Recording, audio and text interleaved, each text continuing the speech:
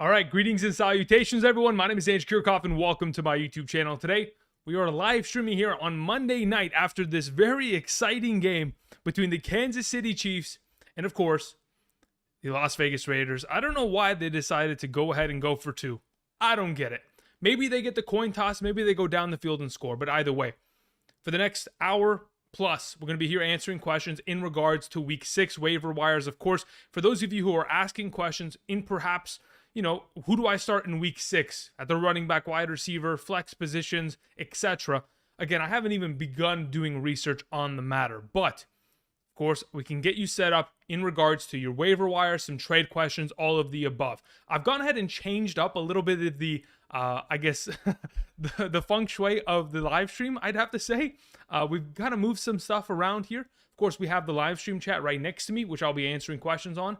And of course, if you have any questions, please be sure to go ahead and remind me what exactly you're scoring from at is standard, half PPR, full PPR, because it does give me a little bit more insight as to how I can go ahead and help you guys out. Before we begin, again, if you guys haven't checked them out yet, be sure to check out Prize Picks. Again, if you sign up today using promo code Andrew, when you sign up and make a first-time deposit, you'll be given a first-time deposit match up to $100. There's a link down in the description. Of course, we'll be putting together a couple entries later on in today's live stream, but outside of that, just giving you a reminder for those of you who are interested in playing and signing up today. Thank you very much. All right, so first and foremost, let's get into this. Of course, I want to kind of keep up with the chat, but just want to get to the people who had already, sent in some messages and questions earlier on. Of course, Travis Kelce. I mean, what a day, huh? 4 receiving touchdowns. Somebody's got to find the stat for me. When was the last time we saw a fantasy prospect score that many touchdowns? Like, quite literally, I don't recall. Especially receiving touchdowns at that. Like rushing touchdowns, we'll see somebody come away with 3 in a singular week. We've seen that quite often. But, I mean, receiving touchdowns in itself, wow. For those of you who had Clyde Edwards-Helaire, man, you guys were close, huh? How close were those 2 touchdowns from being the case? Holy moly. Josh Jacobs, I'm glad he proved me wrong. I will take that L any single day of the week. I mean, what a fantastic performance that he put forth. Of course, Derek Carr looked good, so did Devontae Adams. I don't know what the deal with Darren Waller is, what is going on there. We'll talk about more of that kind of stuff. A couple questions, of course, here in the chat. Clint had sent in or just kind of messaged earlier, said, I got an offer for St. Brown and Sutton for Pierce, Dak, and Pickens. I have Christian McCaffrey, Barkley, Sanders, Stevenson. My best wide receivers are Thomas, Bateman, and Lazard. PPR, extra flex. Okay, so if you have an extra flex in it, okay, so you're sending away Pierce theoretically in this deal, and you're getting St. Brown and Sutton back in return. I mean, to be honest, considering your running back depth is pretty powerful at this point with Christian McCaffrey, Barkley, Stevenson, with Damian Harris going down with a hamstring injury. Sanders is still, an every other week kind of guy. I'm okay with this kind of a move here going forward. Really does help revitalize your wide receiver position going forward. Of course, another question here from Donnie. He said, should I trade Chubb? Okay, interesting question, first and foremost. I wouldn't trade Chubb for anything other than probably, Eckler, maybe Saquon Barkley. Those are the kind of guys, especially that have potential PPR upside. And Gabe Davis or Mixon and Hollywood, probably not. I mean, Mixon, yes, he could potentially have these breakout games going forward, but right now, Chubb is the real deal. Let's see here. Thank you, guys. I appreciate that. Sleepy was saying, Andrew, I put up 216 this week. Oh, man, that's a good way to start the week, huh? Who else had Kelce? Yeah, listen, if you had Kelce, hey, who else had Daniel Carlson? That's what I want to know. Daniel Carlson out here completely just figuring it out. Matthew was saying, I was losing by... Wait, oh, no, Matthew. We're gonna go back up there in a second. 1 second. Okay. Matthew was saying, I was losing by 60 tonight, and Devontae Adams and Patrick Mahomes helped me win by 2. Hey, congratulations. We all need those. We all need those slight, at the end of the week, barely you win the matchup kind of games. Those are definitely the ones that, at the end of the year, they matter. Whether it's in the NFL, whether it's in fantasy football, it really doesn't matter. As long as you eke out a win in one of those weeks, it'll certainly separate you at the end of the season and help you out. Alfredo, Freddie, how you doing? Freddie was saying, Schultz droppable for if you own Njoku. If you're an Njoku manager at this point, I feel pretty confident over the last couple performances that we've seen from him. It looked pretty scary early on in the season. As someone who was touting David Njoku all off season, glad to see that he's figuring it out overall. Now, as for Schultz, I think Schultz will be a more prominent option once, in fact, we do see Dak Prescott return. Like I mentioned earlier today on my waiver wire episode, Like yesterday, Cooper Rush had 10 passing completions on 16 passing attempts. Of course, the receiving threats within this offense are not going to benefit from that kind of a level of quarterback. Their defense, their kicking game, and their running game is primarily carrying their team throughout this stretch. So if in fact you want to go ahead and hold on to him, and you have the ability to hold on to him, and your roster is not going to be in shambles because of the bye weeks at hand, then yes, I try to keep him and see if Dak Prescott's ready to go. Okay, let's go ahead. I'm just going to hop to the bottom of this chat. Of course, we had a couple donations sent in here. Let me go ahead and address them really quickly. Miles, thank you very much. I appreciate it. Again, you guys don't have to send in any donations. If you do, I'll be, of course, sure to answer them as, best of my ability. But if you guys want, I'm going to be here answering questions to the best of my ability, regardless of whether you send in a donation. So I appreciate you guys' time and effort. And of course, you guys being here supporting the channel. Again, without your guys' support, wouldn't be here. So thank you. All right. Miles says, hello. Should I cancel this trade of Josh Jacobs, Thielen, and Conklin for Jonathan Taylor and Garrett Wilson in a full PPR? Josh Jacobs did look good, didn't he? I mean, let's see here. Full PPR. I'd be receiving Taylor and Wilson.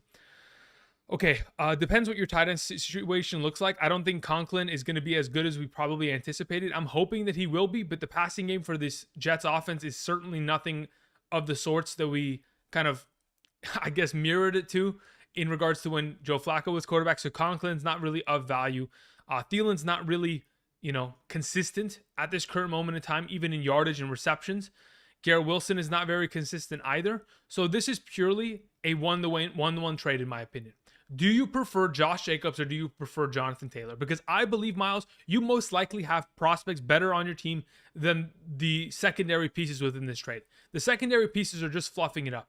Now, if you're of the opinion, like me, that Jonathan Taylor, once he comes back, will get back to being a top 5 fantasy running back, then you ride it that way. But if you feel very confident in the idea that Josh Jacobs going forward is going to be of that level, of that caliber, by all means, go for it. Listen, I talked about it all off season. Josh Jacobs, every season of his career, has always been a top 12 fantasy running back. Actually, top 10 fantasy running back in half PPR. The only thing that has ever slowed him down in his career is injuries, purely. And we've talked about this. If you go back to every single season that he has participated since 2019, up until he gets injured, he's always been in the conversation of top 10 running back. So if you want to ride with it, go for it. But I personally think that Taylor will find himself back into that conversation sooner rather than later. It's a matter of course, whether or not we're going to get into that conversation of him returning this week. I don't know what his injury kind of looks like. They know more than we, and we're going to have to play it just by ear. But at this current moment in time, if you want to cancel it and you want to just continue to ride with Josh Jacobs, I wouldn't blame you. But again, if it's me, I'm probably trying to work my way into getting Taylor for the future. Okay, let's see here. Let me scroll back up a little bit. All right, so right after the dono, we had Daniel say, I traded Saquon and Hurts for Hill and McCaffrey. Okay, well, Hill's dealing with a little bit of an injury right now. Did you guys hear that there is whispers of a trade rumor in regards to Christian McCaffrey being on the block and perhaps the Buffalo Bills, calling the Carolina Panthers? Did you guys hear that? I don't know how legitimate that report is and whether that is just made up or somebody actually with, good intel presented said information to the fantasy, or not fantasy, but like the NFL reporters. But imagine that. Imagine if you're in a scenario where, okay, the Carolina Panthers, they know without a doubt in their mind, we need to get a quarterback in this next draft. We need to have the number 1 overall pick. In order to ensure said pick, we are going to fire the coach. After we fire said coach, we are going to make sure that our quarterback for the rest of the year is PJ Walker and or Sam Darnold or Baker Mayfield. Doesn't matter. Any combination of the three will ensure that we lose the game.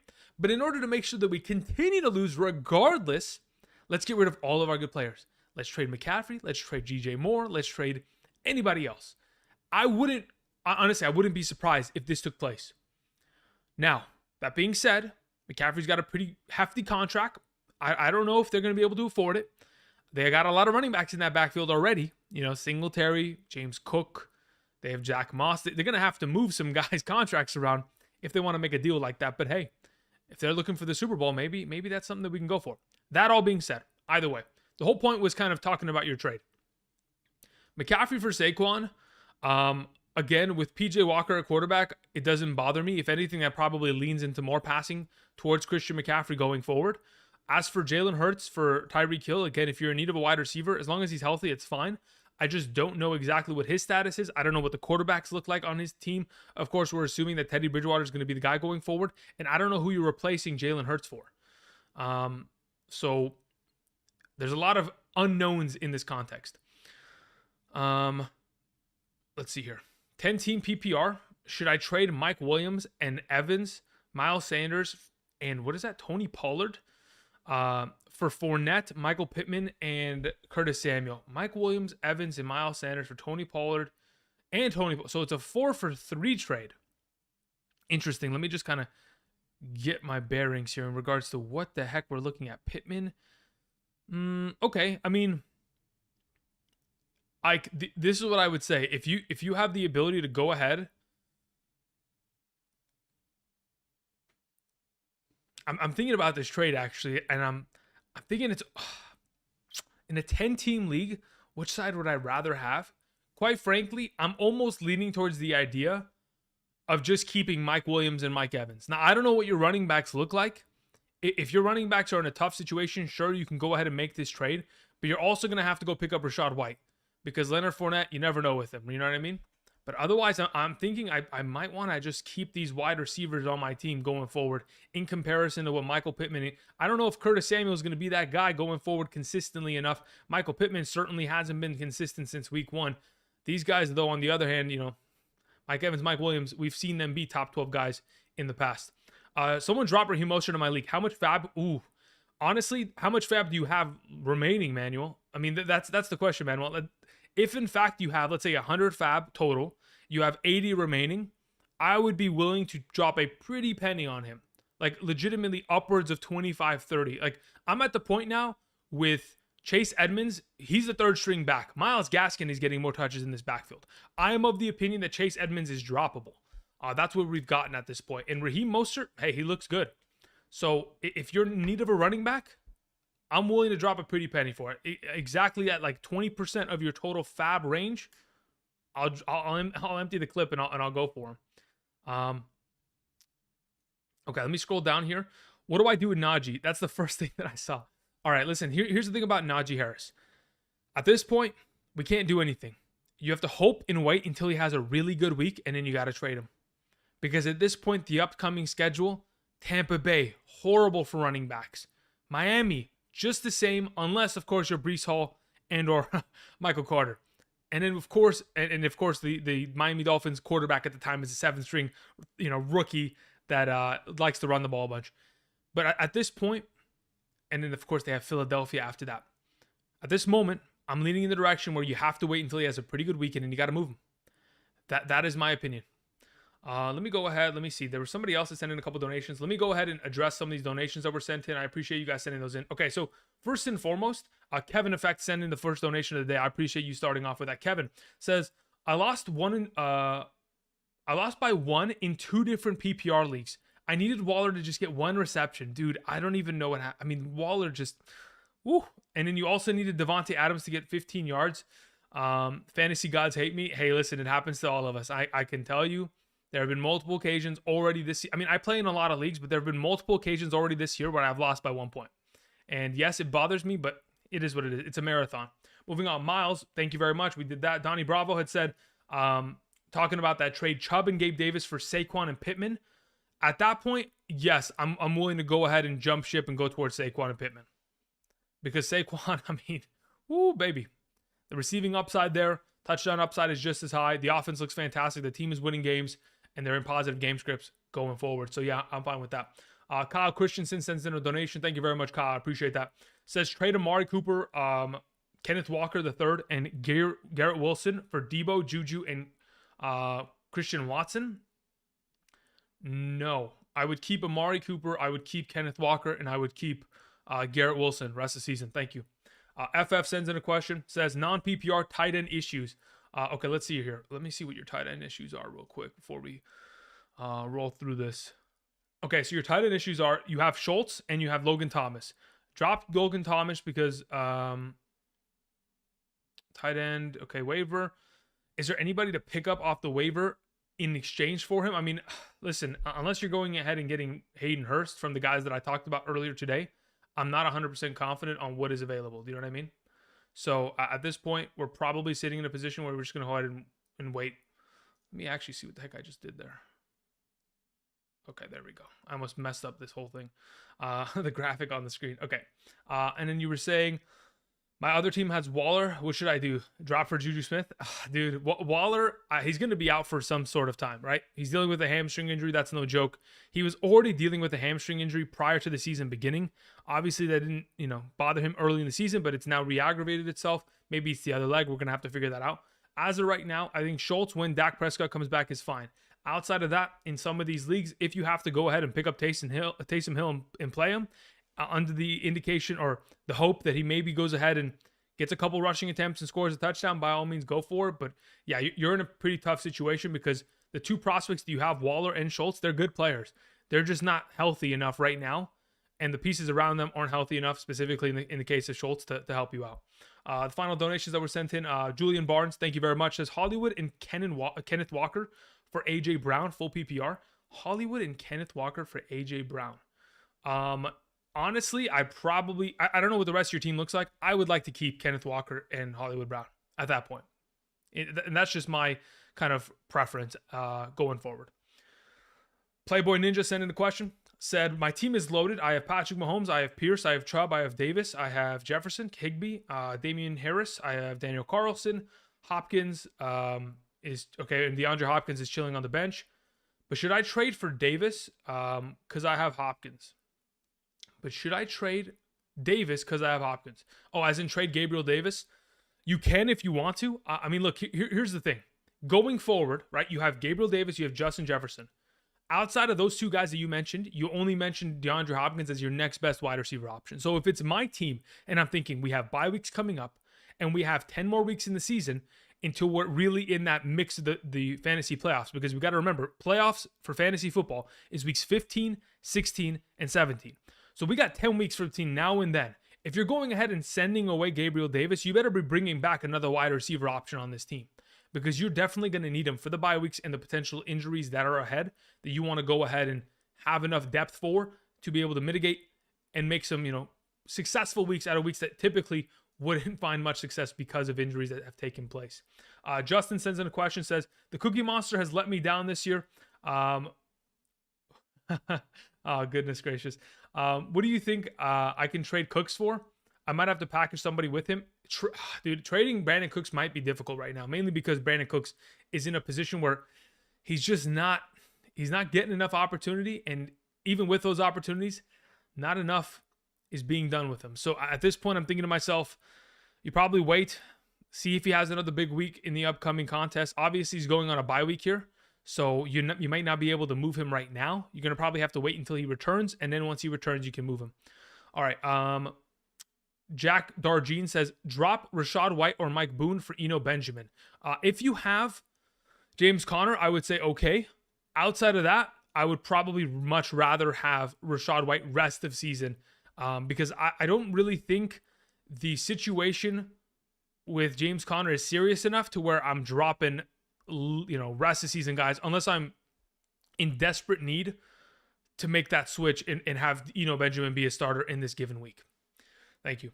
All right. Is Josh Jacobs turning into an RB1, or should I sell high? I mean, listen, like I just mentioned a little bit moments ago, he's always been an RB1. The only thing that's ever stopped him is injuries in his entire career. If you remember his rookie season, when he got to 2019, about week 15, they played the Indianapolis Colts. In that week 15 game, the guy was out. They had his backup in there. I forget the backup's name. Regardless, again, he was the backup. Prior to him leaving, he was the RB9 in that given year. You follow the next season, he didn't miss any time. He was an RB8 overall, if I'm not mistaken. Then you go to the next year after that, 2021. The first 3 weeks of the season, he was plagued with turf toe. From weeks 4 through 18, he was the number 11 running back. We're in that same scenario. And the fact that they have Josh McDaniels, who's not bored of running the ball, it helps him. So is he turning into an RB1?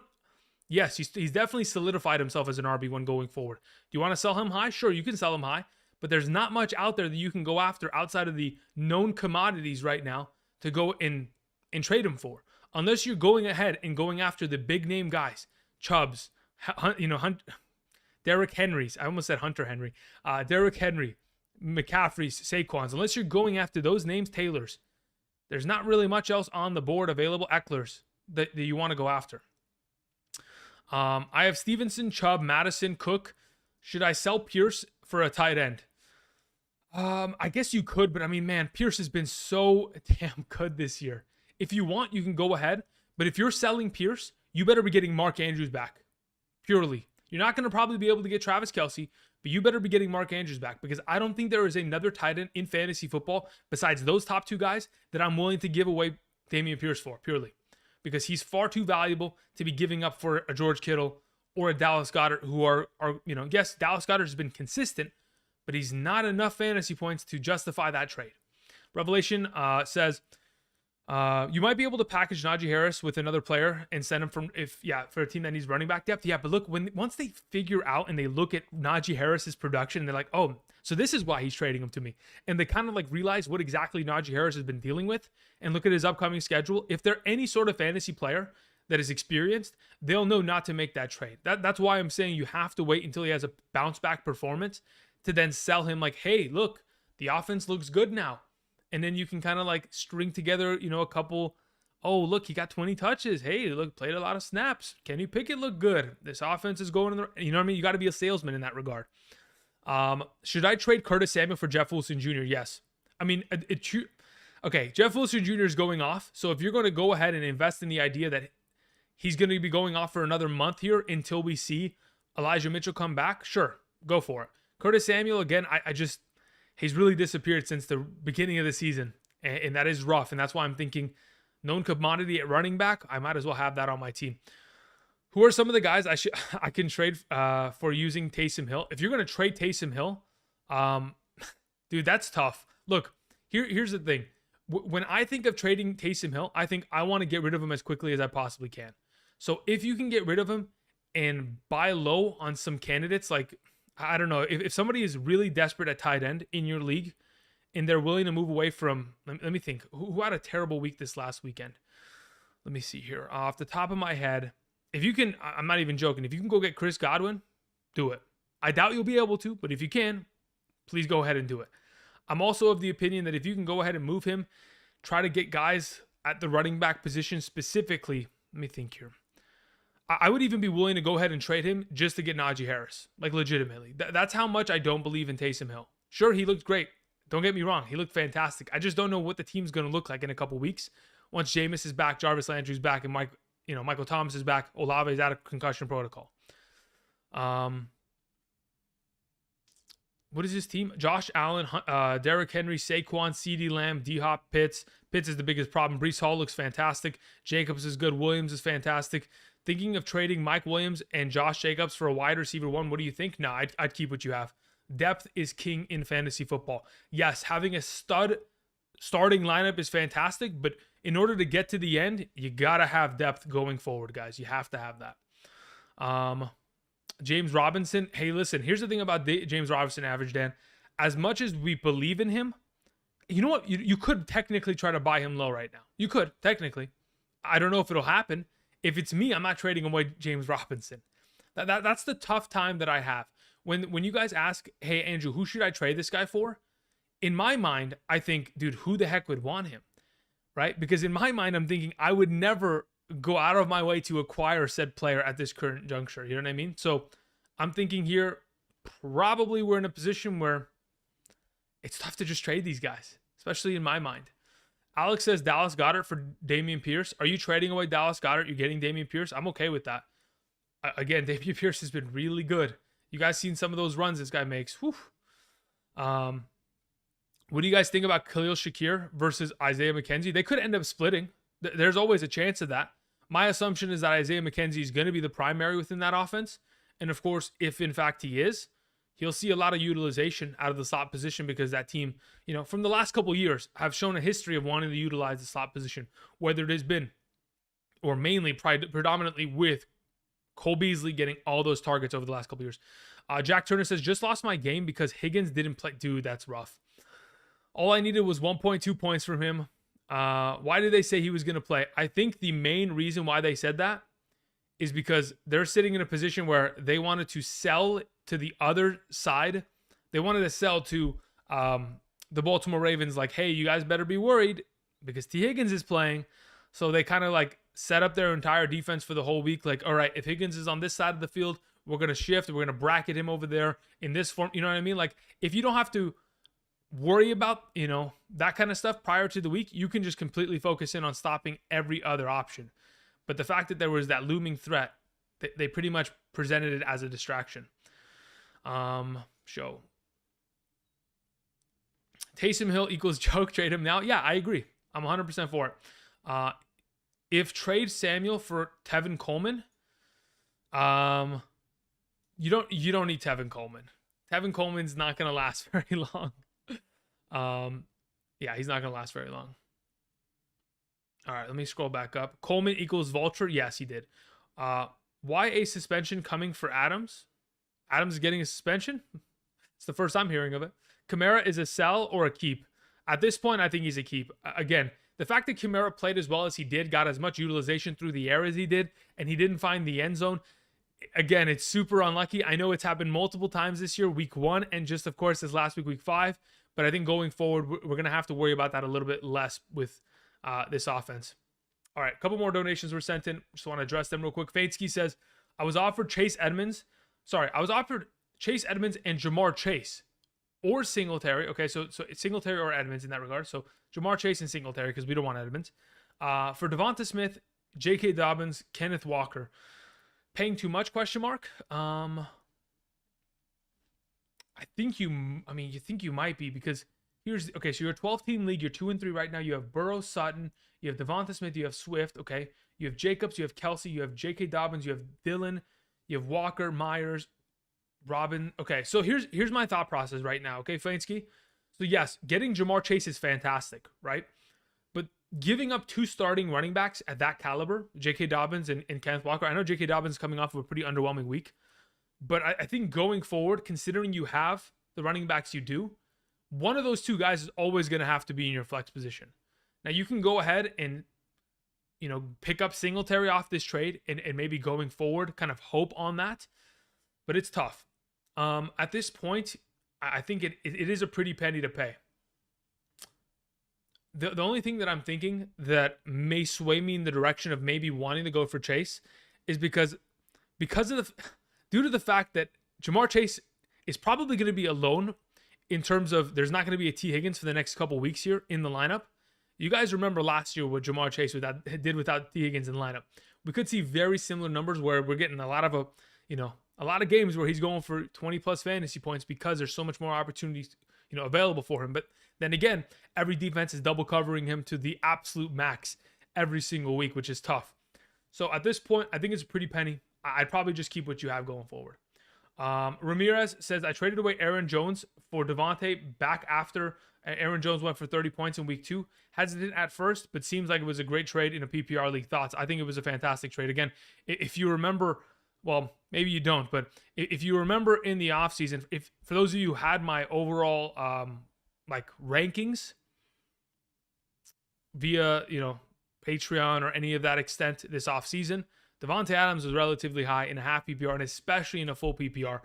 He was a top 12 guy. In my opinion, he should have came off at the back end of the first round off the board at pick like 11 and 12, him and Kelsey kind of going back to back there. So, yeah, I think that was a pretty good trade up and going forward, obviously going to pay dividends. Alex sent in a question, says, Joe Mixon, Deontay Johnson for Najee Harris, Sutton, and Curtis Samuel. At this point, I'm probably keeping Mixon and Deontay Johnson. Thank you. Jason Kimber says, feelings on David Bell after the second for the second half of the season. It's purely going to depend on what exactly this offense even looks like. Anybody in relation to a highly effective Deshaun Watson is going to have a fantasy point influx of points. That is a given. There's no question about that. But the question is, are we even going to get to that position? Do you know what I mean? That's the tough call. James Conner, what do I do with him? Tomato. At this point, I think if you don't have Eno Benjamin, you got to pick him up just to ensure that you have a starting running back this week. But just like Trey Tipton just said, James Conner, Eno Benjamin, sell or keep. I'm ready to move on. At this point, this offense is so inept at times that I just can't stand watching them play. The amount of games that I've watched this season already, again, I've watched them over again just to kind of get some more context as to how these certain players are playing. Dude, I can't stand watching the Cardinals play. They just don't look like they're comfortable. Maybe it's just Kyler that doesn't feel like he's comfortable back there, but dude, it's just a mess. The fact that James Conner, of course, is so dependent on touchdowns every single week. If he doesn't score a touchdown, it is going to be almost impossible for this man to get into the end zone. And it feels like this offense without D-Hop just isn't really what it's supposed to be. Maybe they'll unlock it when D-Hop comes back, but at this point, if you're going to move it, let's get rid of it. Connor says start Gordon, Walker, Jeff Wilson. As of right now, the best player out of that group is Jeff Wilson, so I'm probably going there. I do believe that the 49ers, they do take on the Atlanta Falcons. I think it's a fantastic matchup for Jeff Wilson. Let's see here. Half PPR, Swift for Chase, plus 25% of the fab, plus 1 week loaner of Hall. Dude, what the heck does that even mean? What kind of trades are you guys doing? 1 week loaner? You guys make these kind of trades? I would never allow this in any of my leagues. 1 week loaner? That's like collusionary to an extent. You feel me? Like, that is so collusionary. Andrew, at this point, Swift for Chase. If you don't have Jamal Williams, sure. If you have Jamal Williams, I'm probably keeping that duo going forward. But if you don't and you want to go ahead and make a swap, I don't mind that at this point. Let's see here. Adam was doing what KJ Hamler. Yeah, I know. Yeah. He was slamming his helmet, all that kind of jazz. But KJ Hamler's felt like more of a, I don't know. KJ Hamler's felt more intense. Maybe it was because Devontae Adams' rage was like self-inflicted by his own. Well, actually, both were self-inflicted by their own teammates. Russell Wilson doesn't want to throw an open slant, and Hunter Renfrow doesn't want to run the right route. So that's a completely, it's very similar scenarios. Etienne or Brian Robinson this week in a standard scoring format. I'm trying to remember who the Jaguars play, honestly, off the top of my head. They must have a good matchup because I suggested their defense this week. I'm trying to remember off the top of my head, and I purely can't. Again, this is what happens, guys, when I haven't even began doing research in regards to this upcoming week. The Jaguars, who do they play? They play against Indianapolis. I would much rather play Brian Robinson this week on Thursday night, which may sound a little crazy, but I think that's where I'm kind of leaning towards. I just burned 40 for Penny last week after Javonte went down. Do I burn 50 for Walker? I mean, at this point, Kyle, I feel like you've committed to the downfall. It may be tough, but you might have to. I don't know what the rest of your team looks like, but if you're in desperate need of a running back because of the Javonte Williams injury, I think it's not a bad idea to go after it, because who's really going to compete with Kenneth Walker for touches out of this backfield? It's not going to be Travis Homer. It's not going to be DJ Dallas. Yes, they're going to get some third down utilization, but in terms of the running back of this team, that is Kenneth Walker going into the rest of the season.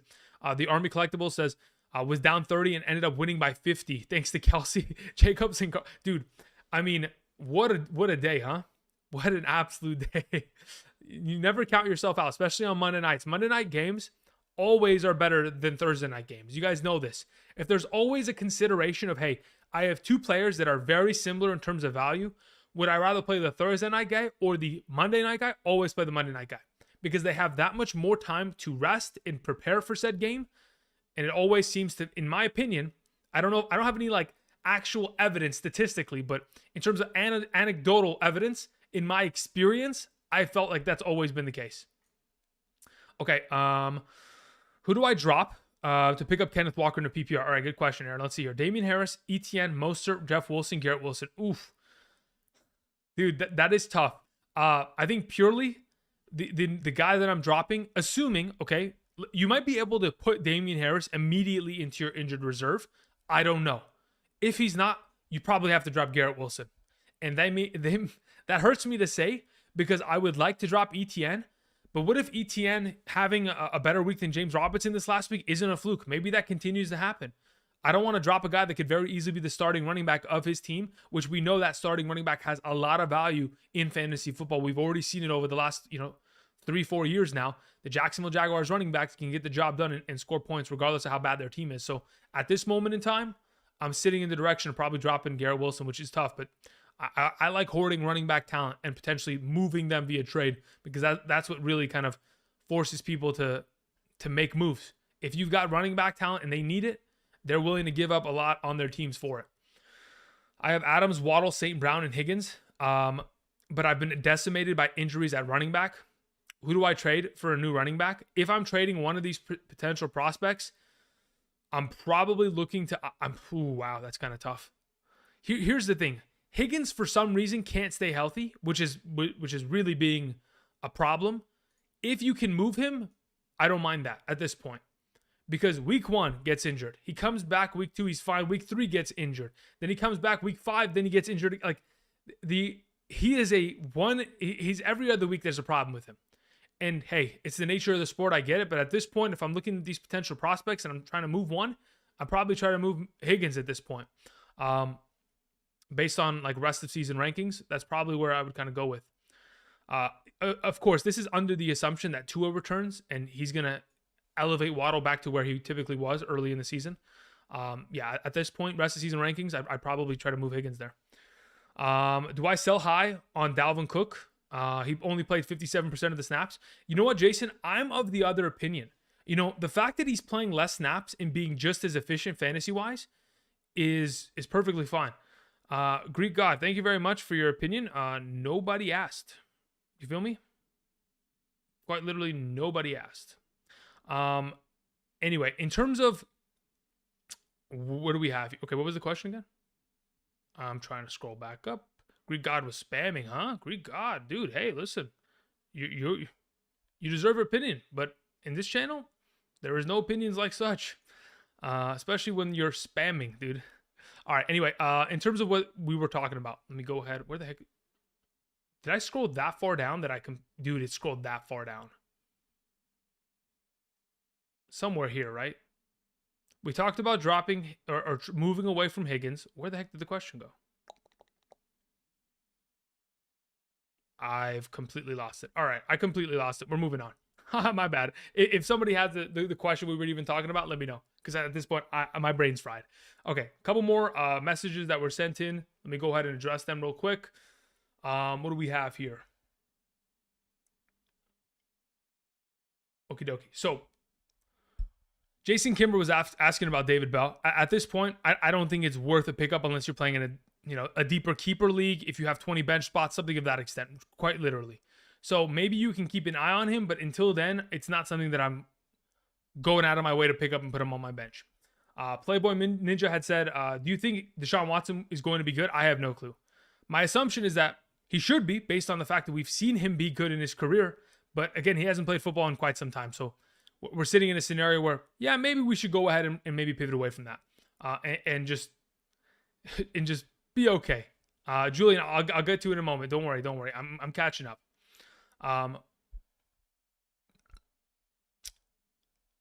Let's see here. Where are we at in terms of... Okay, so yeah, let me scroll back up here. So where are we? Where art thou?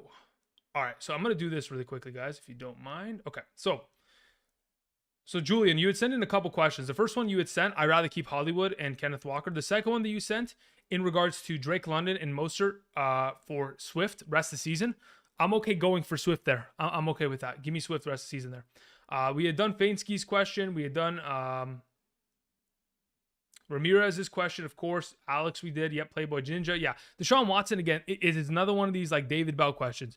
When we get there, we'll talk about it. But as of right now, I'm not going out of my way to pick him up. And then we had Clayton send in a question. Clayton Poirier says, a few questions. In a half PPR scoring format, is Alec Pierce worth the number 3 overall waiver? Probably not, no. Also, Geno Smith or T-Law rest of season. If I'm picking one as of right now, Geno Smith looks pretty damn good. So at this point, yeah, I'm probably riding with Geno Smith and starting him this week against Arizona. Julian Barnes, we did that question. Okay, Kyle Strobel said, I lost Jay Williams and Penny. Do I go for... Okay, so you lost Javonte Williams and Penny. Do I go for Kenneth Walker? Yeah, you should go for Kenneth Walker 100%. Justin has sent in a question. It said Alec Pierce and Peoples-Jones both on the waivers. Which one should I pick up? I would probably go after Alec Pierce this week. And going forward, Kelvin sends in a question. Says, in half PPR, Henry and Dillon at running back trade for Tay. What does it say? Trade Tay. Wait. Henry and Dillon at running back. Trade Tay for Hill and Walker. If you need another...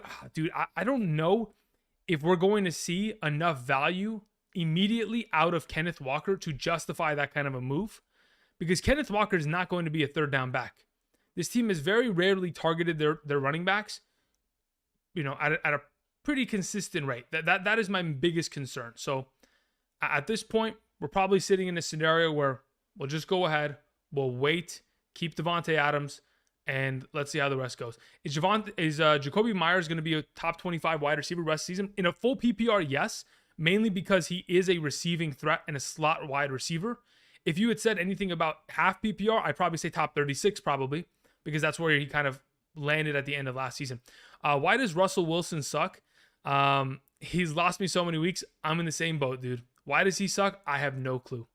I mean, he sucks because he sucks, and we just have to take that into account and kind of pivot away from him. At this point, I'd rather start Geno Smith every week.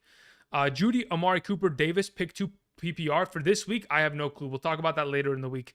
I haven't even done the research. I haven't even watched the games back for all those teams as of right now. Are DK and Lockett must starts? At this point, yes. Truly. I mean, I was waiting for Lockett. I even said it on Wednesday's episode. If you guys go back and look at that episode, when I talked about Lockett, I said, I can't wait for the week where Lockett goes for a massive play and a touchdown, and he's a top 12 wide receiver. It happened. Literally in that given week. Wasn't expecting it, but it happened, and I'm glad that it did. Okay. Is there anything I missed here? Okay, Kelvin, we take care of that. Just keep what you have at this point. Probably look to at this point, I know Dylan's rough at RB2, but I would look for a better trade in that point and try to get another better running back. Andrew A sends in a question, says, my tight ends are Thomas and Knox. Okay, so we don't have any tight ends. If I could get Keenan Allen and Zach Ertz for Mike Evans, should I make that trade? My wide receivers are Evans, Hollywood, Gallup, and Pickens. Ooh, are we trading Mike Evans away from Keenan Allen and Zach Ertz? What is your scoring format, Andrew? If you can let me know in the chat, that'd be greatly appreciated. If it's a full PPR, I'll do that deal. Yes, I would immediately do that deal, in fact. But as of this moment in time, if it's a half PPR, yeah, you don't even have tight ends. I'm okay with that. I would make that trade. Again, that's under the assumption that Keenan Allen is going forward and being healthy. Let's see here. Should I package AJ Brown and Godwin? Hold up. Okay, there we go. Just got to move a couple things around here. Should I package AJ Brown and Godwin for a top wide receiver? I also have Kupp, Samuel, and London. I feel like AJ Brown and Godwin for a top wide receiver.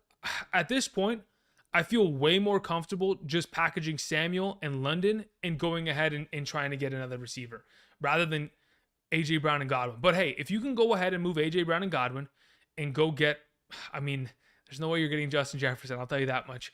So who's the top wide receiver you're going after? Devontae Adams? I doubt you're going to be able to get away with that after tonight. Maybe Jamar Chase, you want to go after him. At that point, okay, you have enough depth to be able to get away with that. I'm okay with that if you'd like. But at this point, I'd much rather get rid of these other two receiving options if you can. And Russell has always been like this. You're not wrong to an extent, okay?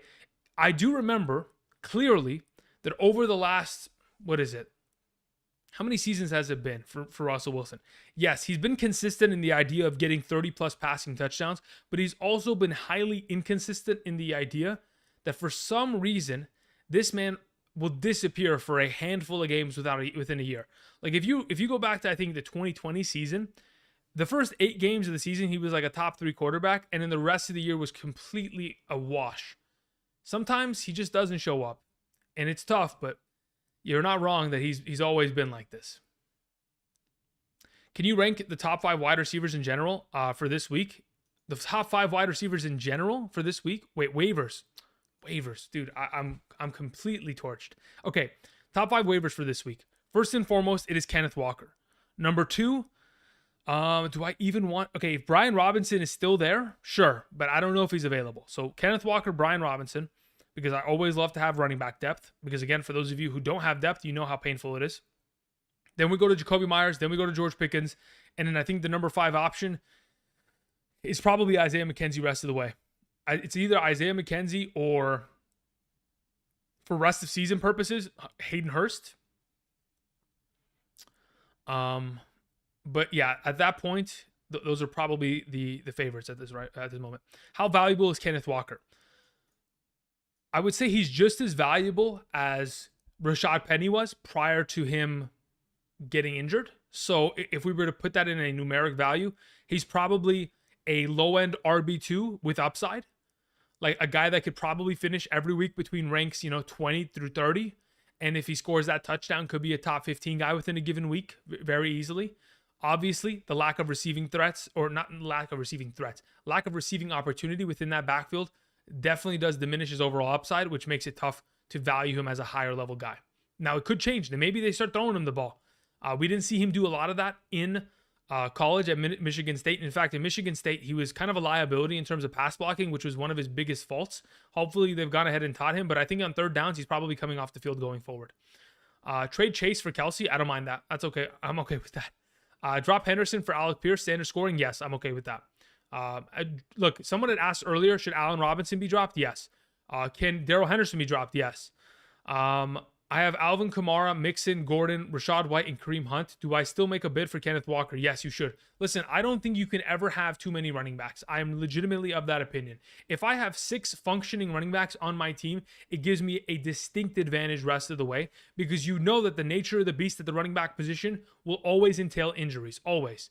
If you come out of a season unscathed from injuries, you're going to be the number 1 running back in that given season. You know what I mean?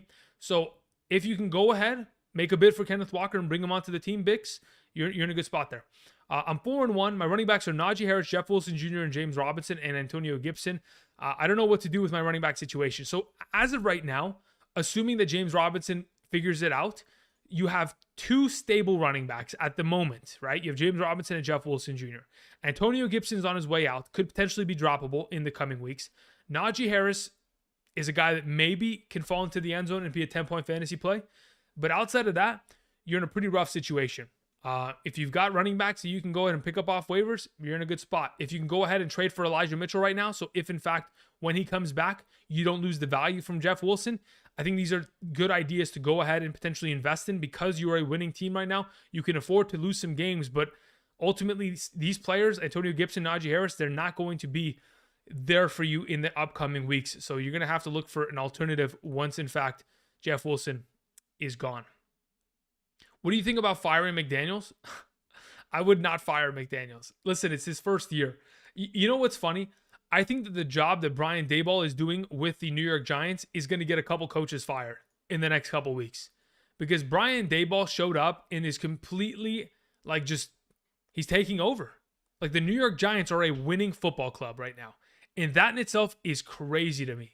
If you had told me, Andrew, the New York Giants are going to be at the top, well, I mean, listen, the NFC East as a whole, right? The Eagles, the Cowboys, and the Giants. The fact that those 3 teams have the current records that they do is crazy to me.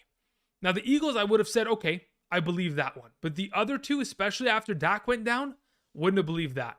But no, I'm not firing Josh McDaniels. I think McDaniels is perfectly fine.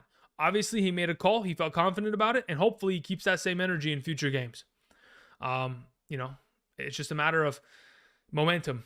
He obviously didn't feel confident enough in his running backs, or in his defense, to keep his team out there and ready to go. You know what I mean? If he had felt confident about his defense, he would have been like, all right, let's kick the PAT.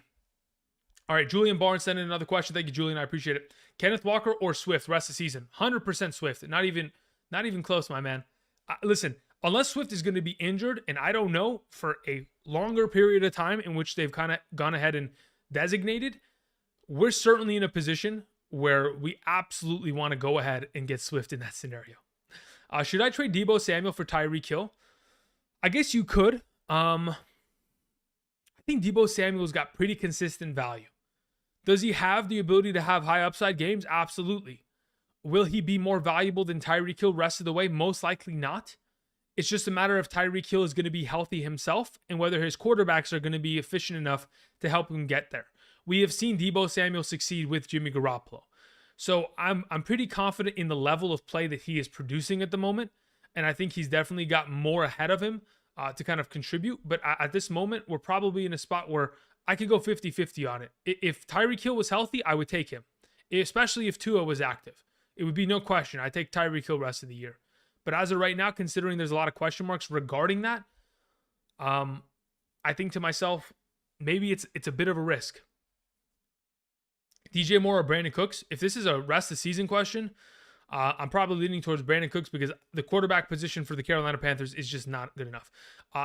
Elijah is on the IR. I forgot. Wait, what happened? Oh, maybe you're talking to somebody else. Trade Jalen Hurts and James Conner for Burrow and JT? Yes, 100%. Get rid of Jalen Hurts. Get rid of James Conner. Give me Burrow and give me JT.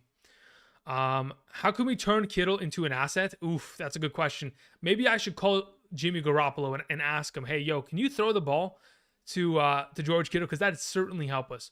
What degree of running back is he worth in a trade right now? Quite frankly, the performances that he's put forth doesn't really give him much value. So if in fact you were going to move Kittle, I think it's hard to, purely, oh man, it's really hard to move him off the team. Let me see here. How many fantasy points did he have this week?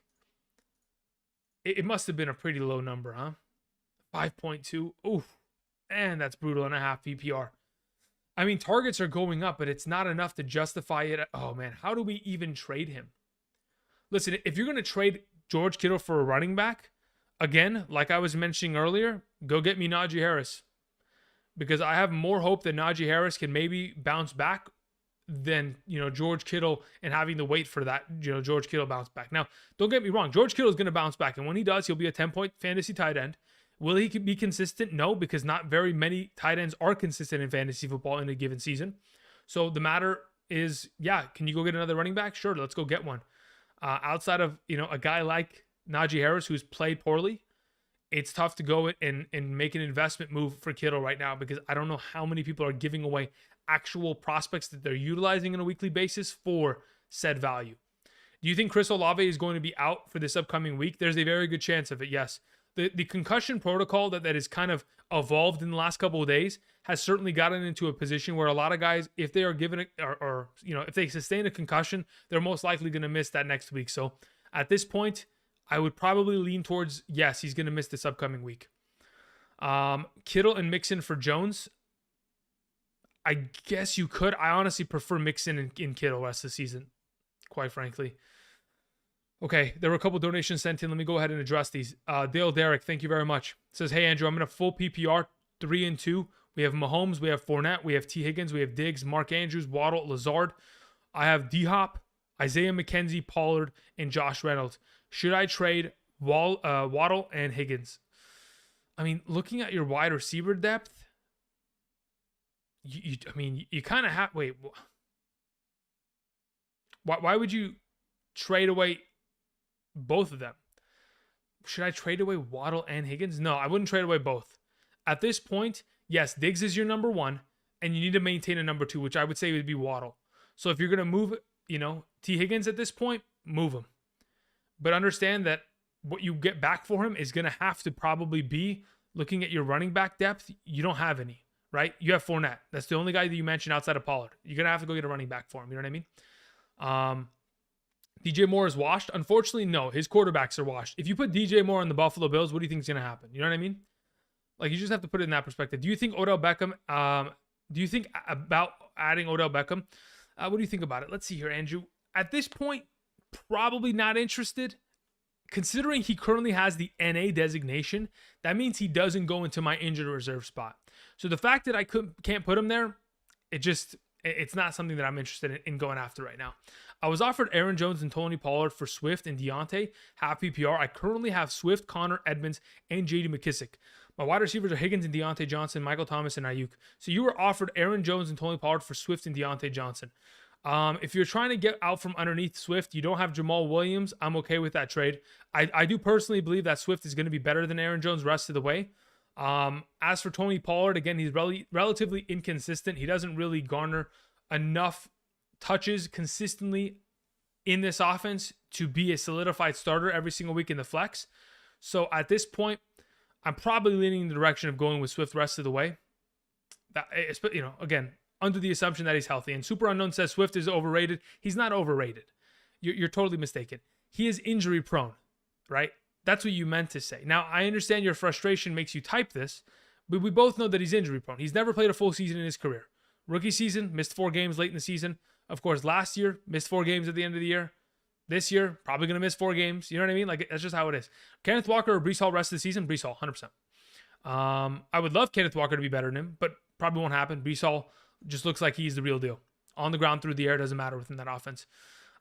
He's going to be back week 8, but for which team? That also makes a difference. You know what I mean, Super Unknown? Like, if Odell Beckham is going to be on the Buffalo Bills, right? We already have so much competing targets there. Is it going to be valuable enough to pick him up? If he's going to be on the Rams, then we know, okay, he's going to be the number 2 for sure. We want to have him on our team because he could very easily be 10 points per week. So that question of as to where he's going to be and the fact that he has to eat my roster spot for the next 3 weeks here while I have injuries, while I have, you know, players going on bye, and I don't have a player there that I can immediately start. That's the same reason why I don't want to roster Deshaun Watson right now.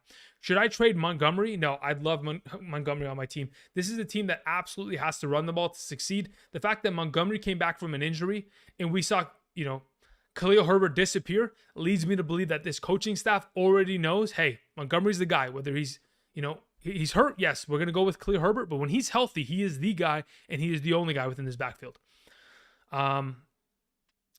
Who would you feel confident starting in the flex? Okay, listen, we'll get to flex questions later on, Fennell. I appreciate it, but at this moment, if I had to just give you a 100% designation, you have 3 wide receiver PPR. If I'm starting one of these guys in the flex, I think Stevenson has to play.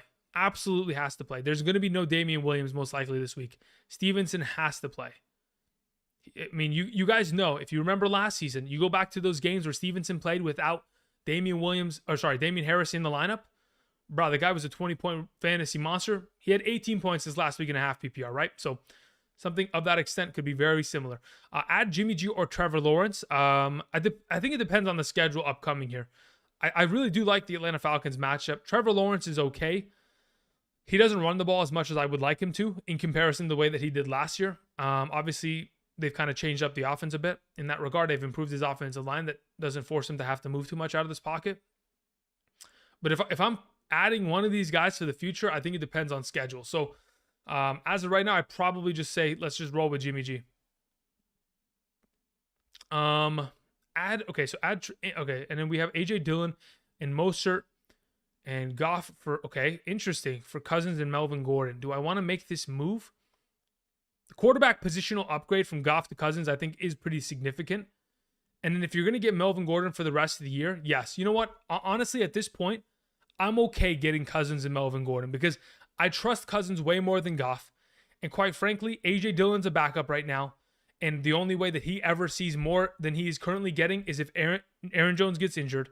And Mostert sure looked great, but eventually this team's going to go back to passing the ball as much as they did once, in fact, they get their quarterbacks back. And yes, Mostert's going to have value, but I think Melvin Gordon will be able to eclipse that to an extent. So give me Cousins and give me Melvin Gordon the rest of the season. Okay, let me go ahead. There was a couple more donations that were sent in. Just want to address those really quickly, not to keep you all waiting for too long. So we did Dale Derrick. We did, okay, so Jacob Rodriguez says, I traded Kyler Murray, Melvin Gordon for JT and Jimmy G. I'm perfectly fine with that. Good trade. Army Collectibles, thank you. No problem. Glad to help you out. The real G Squared says, is there a ratio or formula for how many boom/bust players, rookie hopefuls/gambles, handcuffs? I have Pickens, McKenzie, Shakir, and Rachaad White, for example. Is there a formula? No, listen, I wouldn't say that there's a formula. I think there's just a matter of experience over the last couple of years. Rookies eventually, as the season progresses, will pan out. There are only a couple that do so at a pretty high rate, right? But I think Pickens is very easily one of those wide receivers, but by the end of the year, could finish as a top 36 guy. As for Isaiah McKenzie, you sure want to have him on your roster, but again, he has to be healthy. Shakir is in that conversation to get more utilization, considering we do have Jamison Crowder injured. But Rachaad White is literally there just to be an insurance policy for Leonard Fournette. So Rachaad White by himself doesn't have premier value, but Pickens does and McKenzie does. Daniel Leon says, Aaron Jones, Mike Williams, Curtis Samuel for Chubb and Mahomes. I mean, if you need a quarterback that desperately, I would say okay. As long as your wide receiver depth isn't going to take a massive hit for it, I'm okay with that. Is Pat Freiermuth out? Who's a better tight end, Hurst, Tanyan, or Irv Smith? I would play Hurst this week for sure, especially if T. Higgins is going to be missing time. Hayden Hurst becomes even more of a utilized, potential option in that offense. If you don't trust Goff, do you trust Amon-Ra St. Brown rest season? I do trust Amon-Ra St. Brown rest season. Let me tell you why. In terms of the quarterback position as a whole, when I look at fantasy football, especially for majority of us who play in a 4-point per passing touchdown league, unless Jared Goff is throwing 2 to 3 touchdowns every single week, I can't have him on my team. Because quite frankly, when you look at a guy like Kirk Cousins, if I'm not mistaken, there's somebody can fact check this for me. He's had like 30 consecutive games of at least one passing touchdown in all those games. So his level of consistency there and the amount of games that he has had over the last 2 years where he's 2+ touchdowns every single time, that gives me confidence. As for Jared Goff, I know who Jared Goff is. I've been a Rams fan for quite some time. I know what he's eventually going to turn back into. As for Amon-Ra St. Brown, there's nothing to say that he cannot be successful even if the offense as a whole is not successful. He's going to get targets. He's going to get receptions. He's going to get yards. He will score the occasional touchdown. Yes, it may not be as common as it has been thus far in the first 3 weeks of the season when he has participated, but he is still a viable option going forward who definitely does have top 12 upside based on the opportunities he's been given or, potentially going to be given. Would you rather have Kenneth Walker or Brian Robinson the rest of the season? I'd probably rather have Kenneth Walker because he doesn't have to worry about Antonio Gibson and J.D. McKissick. Is Freiermuth out? So yeah, we're going to go with Hurst there as of right now. Freiermuth most likely will be out again. If you guys remember last year, Freiermuth sustained 2 concussions throughout the entire season. This is another concussion that's 3 within within almost a 12-month span. That is not good. And I'm worried about him. I'm just putting it out there. Kyle says, I need a running back for next week. I have Henry and Swift out. Okay. Do I trade Swift for Najee? I have Brian Robinson. No, I'm not trading Swift for Najee Harris. I'm not doing that. No, thank you. Let's see here. How do you feel about James Conner this year? Would you search trades for him or wait a bit? At this point, I think it would probably be wise to keep him, wait for him to have that big week, then sell him. I think that's how it works typically in my mind with all these prospects. If you can go ahead and sell them while they're hot, you should, because there's a lot of guys that are pretenders and there's a lot of guys that are legit. And we could very easily see where those guys kind of stand based on where they're relying their fantasy points on. When a player like James Conner is so heavily reliant on touchdowns and those numbers kind of getting him over the hump, it is certainly something that is alarming to us. And there's a reason why many of us didn't want to go ahead and draft him this offseason, because we knew his injury history is, it's stacked. You go to that list of how many injuries he's sustained in his career, it's up there. And as of thus far, this season hasn't been fully healthy yet. But at this moment, you wait, you see him have a big game, you ship him off. Do not trade Najee Harris. Please don't do that. Should I drop Brandon Cooks for Lockett? Yes. Waddle, Kirk, Olave, Myers, Gabe Davis. Pick 2 out of 3. Olave is hurt. If I'm playing 2 out of 3 this week, I think I'm going to have to wait and see who's playing quarterback for the Miami Dolphins. Because if, in fact, it's not going to be Teddy Bridgewater, I'd be a little bit concerned in that regard. I'm going to also have to wait and see who the heck is going to be playing quarterback for this team, even Olave. So, again, Nathan, this question, especially these 5 players, they will all be on my Wednesday wide receiver video. So by the time we get to Wednesday, I'll be able to give you a far more accurate indication as to where I'm going with that. Okay, let's see here. 12-man PPR. Quarterback is Stafford, Goff. Running backs are Breece Hall, Stevenson, Fournette. Okay, we have a pretty decent team looking here. My wide receivers are CeeDee Lamb, Jamar Chase, Waddle. Good-looking wide receivers. Njoku and Conklin. Okay, Conklin, 0 points. Absolute shambles. Just got offered Kirk, Diggs, and Connor for Fournette, Lamb. Do I make this trade? To be honest, probably not. I don't think you need Connor at this point. Listen, I'm looking at Lamb and I'm thinking to myself, Lamb could very easily have just as much value as Diggs rest of the season. When Dak returns, he could have just as much value. And then I look at Fournette versus Connor and Kirk. I'd honestly just rather have Fournette. That may be greedy of me, but that's kind of where I'm leading. Okay, so we're going to go ahead and answer some of these questions. Trade Michael Thomas for Myers. And Michael Thomas and his injuries, man. I do not like when players have this injury history. If you're playing in a PPR, I don't mind it. Ramondre or Harris rest of the way. Jose, as much as I'd like to be able to give you a 100% answer on the fact, I don't think I'll be able to. My assumption is that once Harris comes back, he'll go back to being 10 rushing attempts per week, and Ramondre will go back to being that RB2 of this team. But both of them are going to have relatively equal value rest of the season when they're both active. So they're both, in my opinion, 10 to 12 point running backs when they're both active. When in fact we're in a situation where there's just one isolated, like we're going to have in the next couple of weeks with Ramondre, the guy's a 20-point back. So if you're going to have to pick one of the two rest of the season, give me Ramondre. He also has receiving upside for PPR formats that definitely does help him out going forward. Let me go ahead. Let me see if there was... Okay, so a couple more donations were sent in. Black Jesus says, I have Swift, Stevenson, and A.J. Dillon as my running backs. My wide receivers, I have our Cup and A.J. Brown, Godwin, and Cooper. I got offered A.J. Brown for Higgins and Breece Hall. Is it worth? You're going to get Higgins and Breece Hall? Yes, I would take that trade in a heartbeat. Thank you. Anthony Cervantes says, Pierce and Keenan Allen for Devonta Smith and Pittman. Give me Pierce and Keenan Allen rest of the season. Dale Derrick says, I was worried about Tua. I was worried about when Tua would return and Tyreek Hill getting a large volume. What running backs would you trade Higgins for? That's tough. Also, okay, so first and foremost, if I'm moving Higgins at this point, ooh, man, what can I even sell him for? That's the issue. Why would someone want to take an injured wide receiver off of my hands? Now, let's say, for example, they're going to anyway. The running backs that I want to go after, if you can do it, go get DeAndre Swift. I know it's a long shot, but go get DeAndre Swift. Go after Aaron Jones. If you can go ahead and potentially invest in a player, I'm just throwing it out there. Dude, I don't like any of these guys. Like maybe David Montgomery, maybe. But I think that's still, I mean, obviously you want to go after Jonathan Taylor. If you can package Higgins and go and move him for one of these lower valued guys, by all means, do it. But your final question was lastly, Cook, Madison for Saquon. Yes, give me Saquon rest of the season. Thank you for all the advice, no problem. Ridge Wagner says, would you trade Dameon Pierce for Breece Hall? Yeah, I would. I personally would. I prefer that rest of the season. Now, of course, Breece Hall has the fact that he's splitting touches to an extent with Michael Carter. I understand that. I still feel like Breece Hall has more upside rest season. Peter sends in a question, says, get Geno/Cousins and drop Russell Wilson. Schedule ahead looks good. Russell Wilson, do I want to drop him for both of those guys? Let me see here.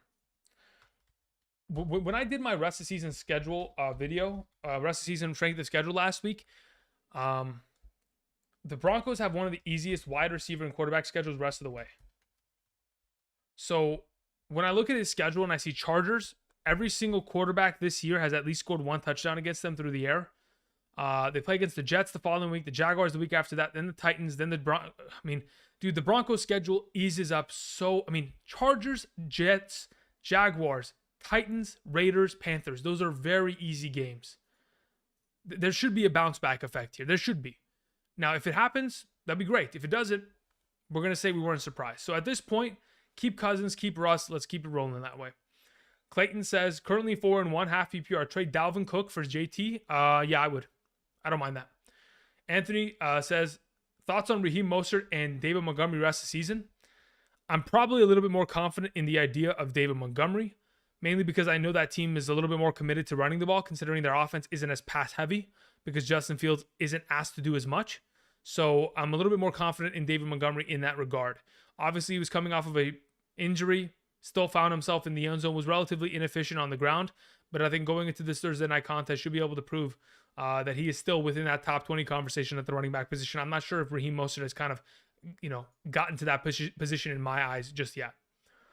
Alrighty, how long have we been here for? We've been here for an hour. I do appreciate for those of you guys who have clicked the subscribe button, or, of course, subscribe button, click the like button, supporting the channel in that regard. I greatly appreciate that. Again, if you guys haven't checked out Prize Picks, you can go ahead and do so today. Putting together a couple entries for this upcoming weekend's games, of course, getting more action, getting more daily fantasy at your fingertips. You can go ahead and use promo code Andrew today when you sign up via Prize Picks and make a first-time deposit. You'll be given a first-time deposit match up to $100. So for those of you who are interested, check out the link in the description and use promo code Andrew. Thank you very much. Help support the channel. Kamara or Breece Hall rest of the season? Jack Darjean, you always have to have these tough questions. I'm still sticking with Kamara rest season.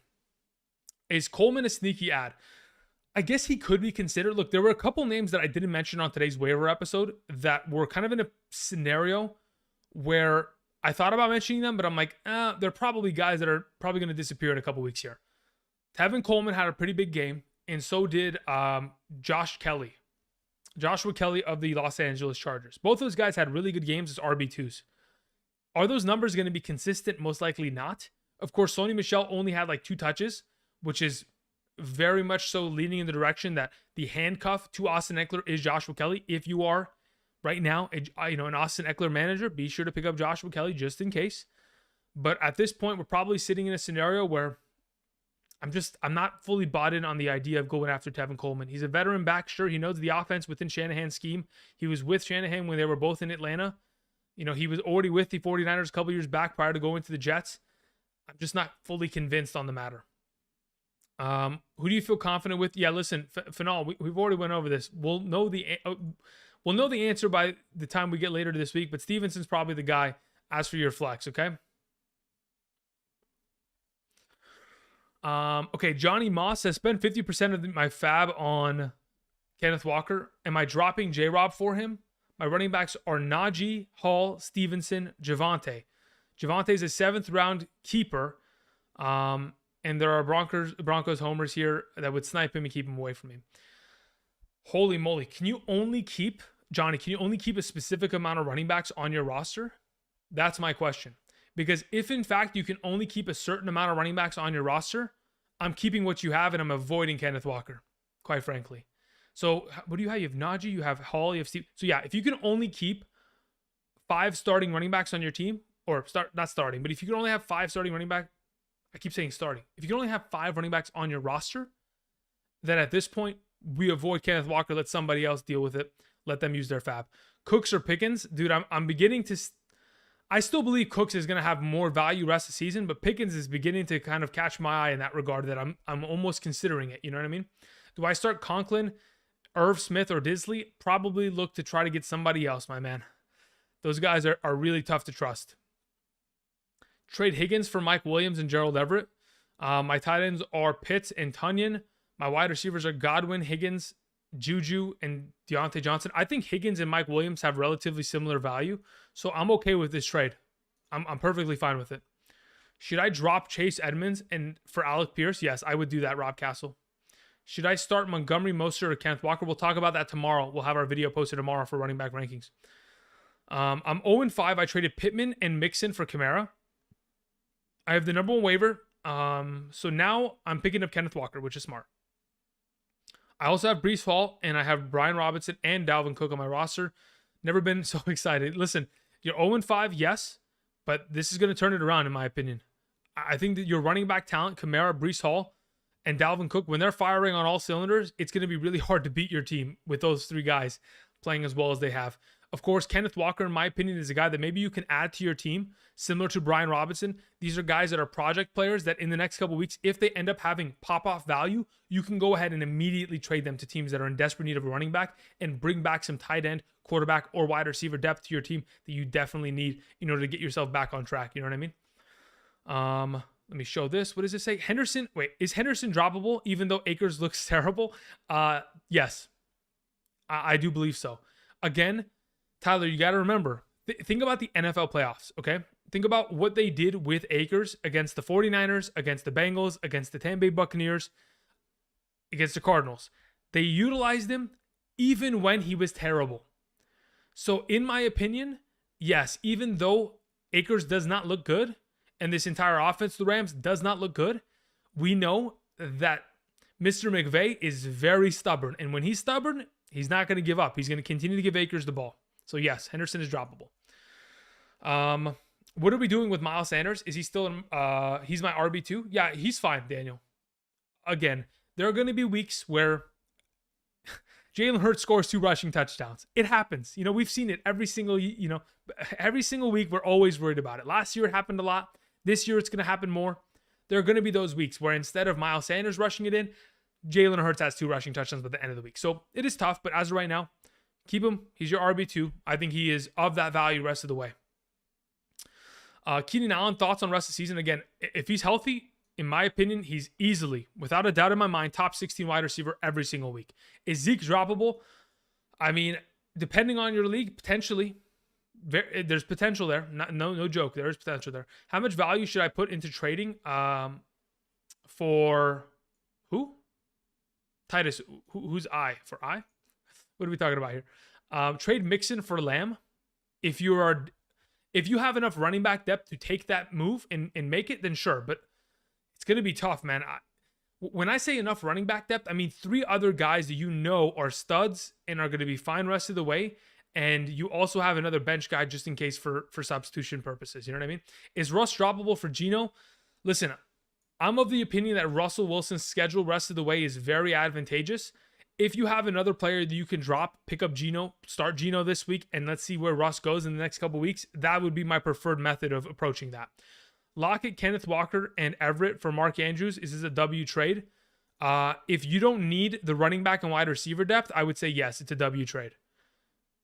That is my opinion, yes. I think even though Lockett, Metcalf, and Walker are playing very well, and so is Geno Smith, I'm of the opinion it's a ticking time bomb, and eventually it'll all fall apart. I don't know when that's going to happen. I hope it doesn't happen, but that's just my opinion. So if we can get Mark Andrews on the squad, by all means, let's do it. Is D-Hop a good pickup for the waivers? Yes, absolutely. If D-Hop is available, 100% needs to be picked up. In fact, I think D-Hop is a fantastic person to go ahead and trade for right now. I traded Pickens for Najee Harris. I'm perfectly fine with it. That's a fantastic move in my opinion. I know Pickens has value right now, and the fact that you're able to go ahead and get Najee Harris in return from that, there is a lot more upside in my opinion in the potential what Najee Harris could do rest of the way, especially after they get out of this kind of rough area of the schedule. There could always be those games where Najee Harris is back getting 25 touches per game and absolutely balling out. So fantastic trade in my opinion. Let's see here.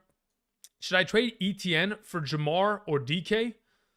I got Henry, Walker, Pierce for my running back ones. Thanks again, Andrew. Okay, let's see here. So trade ETN for Jamar or wait, what?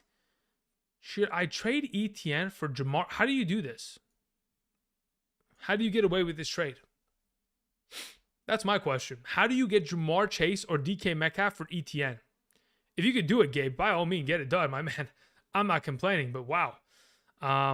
Super Unknown says D-Hop should have been drafted. Yeah, I guess he should have been drafted, but again, it depends on the size of your league. If you're playing in an 8-team league and there aren't that many bench spots, then you can't really draft him, right? You just have to leave him on the waivers and then pick him up later on. Is Odell a good pickup? We talked about this a little bit earlier. Again, because he's given the NA designation on Yahoo, I have a hard time picking him up unless you really do have an available spot on your bench. If you have an open spot and because he's not going to go into the injured reserve position, you're probably in a position where you're thinking, yeah, you can pick him up. But right now, considering I don't know what team he's on, you know, what he's even going to look like, when he's going to be active, I'm just going to wait and just hold out. Alrighty. I have Swift, I have Kamara, I have Debo, Lockett as a backup trade. Okay, what does it say? Pat Fryer moved as a backup. Okay, for Ertz. Should I trade Debo, Dak, and Pat for Clyde, T-Law, and DJ Moore? No. Keep Debo, Dak, and Pat Fryermuth. Absolutely keep those guys. I'm trying to pick up Isaiah McKenzie. You should. That'd be a great pickup. Drop Darren Waller for Hurst. Oh, no, William, no. Have we gotten to that point? I'm probably in a position where I would most likely not want to do that. I still have hope. I truly do have hope for Darren Waller. But if you can go ahead and drop somebody else for Hayden Hurst, you should. If you can't, and Waller's the only guy you can drop, let's hope that Darren Waller gets put on the injured reserve and you can swap him into that spot by tomorrow and then maybe pick up Hayden Hurst for free. You know, like that. That's where I'm at. Andrew, can you do your beard maintenance tutorial? I don't do anything. I legitimately use no oil. I shampoo the sucker and I just keep it moving. That's it. I do not comb this thing. I do not use any oils. There's no secrets. It is just pure manliness. Like, no joke. That is what it is. Thank you. Geno or Rodgers? I mean, at this point, oh, man, Geno looks good, doesn't he? Geno looks damn good, doesn't he? Can you do my super chat? Yeah, sorry about that, James. Let me go ahead and let me get to some of the super chats that were sent in. My bad. So there were a couple sent in here. Ridge Wagner said, I'm about to trade Sutton and Ramondre for Debo Is this a good trade or do I stick with what I have? I honestly would stick with what you have. I'd stick with Sutton and Ramondre rest season. Adam says 10-man PPR. I have Lamar, I have Jacobs, I have Dalvin Cook, I have Amon-Ra St. Brown, Tyreek Hill, Travis Kelce, Keenan Allen, Damian Harris, Singletary, Gallup, Herbert. That's a pretty good looking team. Who should I put in the flex? And should I make a trade? Okay, so of the players that you have, dude, Keenan Allen, when he's healthy, is your flex guy, purely. When he's healthy, of course. Outside of that, you don't have to make any moves. Like, quite frankly, you don't.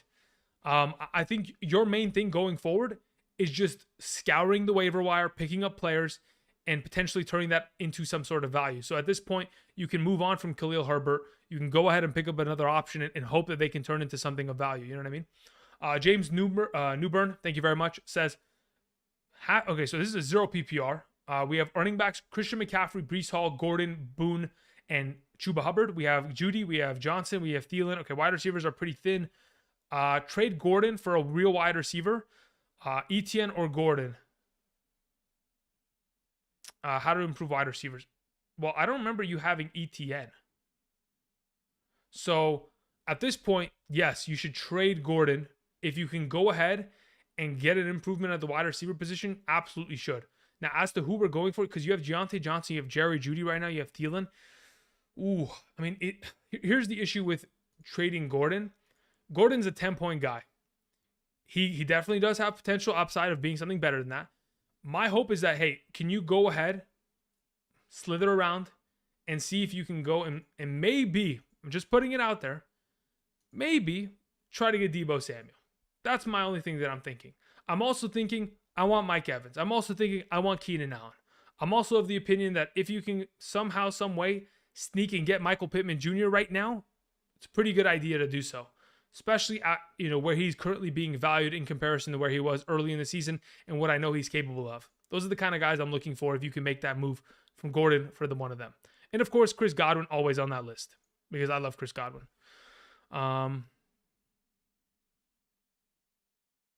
Let's see here. Okay, let me scroll back up a little bit. Gerald Everett or Hayden Hurst rest of the season. It would be Hayden Hurst probably. Gerald Everett is a great option, but once, in fact, we do see Keenan Allen return, a lot of the targets that typically go in his direction will be gone. So I would say Hayden Hurst. I have Justin Herbert, Mike Williams. So, yeah, I think this also prevents you from overstacking on the Chargers right now. So, you also have Higgins and Mixon. Oh, my God. You have so much Chargers. And at this point, it's pick your poison. But personally, I'm probably thinking Hayden Hurst because of the Higgins injury will have more value going forward and immediate value at that. Bengals should have officially set Higgins on the injury report. Seems like they screwed over a lot of teams. They absolutely did. And I think that Darren Waller's in that same scenario this week. Drop Dalton Schultz for Hurst. I have Njoku. I'm fine with that. I'm okay with that. Let's see here. What would you do with Aaron Rodgers? He's become the most consistent backup fantasy quarterback, ? Yeah, he pretty much is. At this point, leave him as a backup. Play him in good matchups. Outside of that, this Green Bay Packers offense is really hard to kind of figure out where their fantasy points are going right now. So I'm perfectly fine benching him and going with a different option going forward, especially Geno. I mean, if Geno is available, let's play him against the Arizona Cardinals. What do you okay, what is this? Is Deontay Johnson and Chris Olave for Mike Williams a good trade? I'm honestly of the opinion that Chris Olave could potentially have just as much value as Mike Williams going forward. I'm going to give Mike Williams the benefit of the doubt and say that he probably has more value. The whole question mark is what the heck is Deontay Johnson going to be rest of the way? So at this point, I'd say if look, here's the problem with Deontay Johnson. The damn quarterback is a rookie, and I don't know if Pickett is going to be good. At this point, sure, I don't mind it. I'll take Mike Williams because, quite frankly, I don't know what Deontay Johnson is. He could very easily be 7 points per week for the rest of the season, and it wouldn't surprise me. And that's what scares. It is literally a nightmare of mine. What is the best way to navigate bye weeks? Limp along, minimize damages using the waiver, or embrace the loss? No. I do not like embracing the loss because just imagine this, okay?